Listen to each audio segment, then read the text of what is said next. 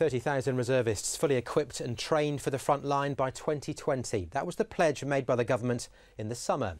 Defence Secretary Philip Hammond told the Defence Select Committee last week that he'll respond to the Future Reserves 2020 study in the new year. So just how realistic and achievable are the ambitions for the TA?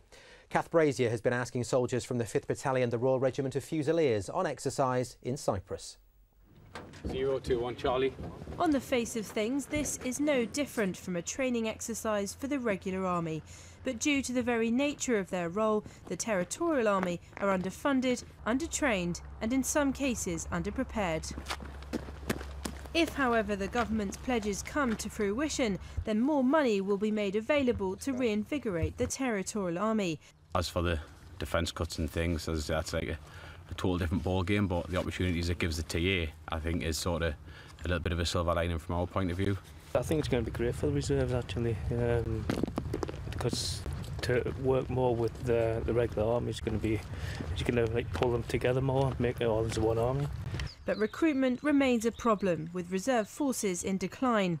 One reason is that many of the promising young TA soldiers are absorbed into a full-time role. I'm hoping eventually to try go through a regular commission at Sonde and try that as a career path, hopefully. If I like it when I go on tour, I'll join the regulars, and I've got two ways I might want to go, either stay as a Fusilier or go the engineers.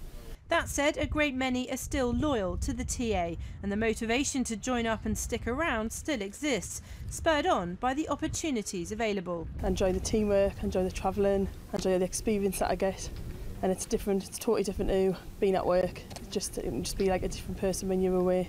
I ended up with the parachute regiment, but I think I adapted quite well and I slotted in quite well. I was just treated like one of the normal blokes, really.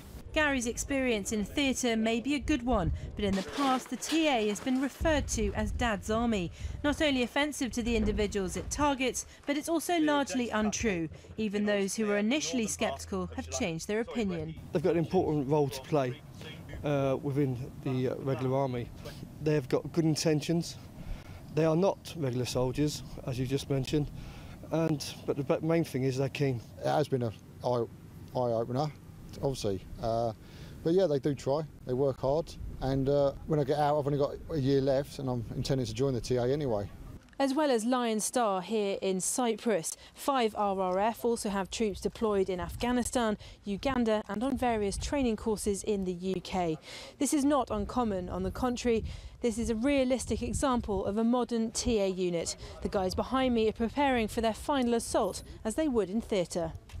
Many different walks of life collide in the reserves, and the FR20 study recognises the outstanding acts of the service, especially on recent operations in Iraq and Afghanistan.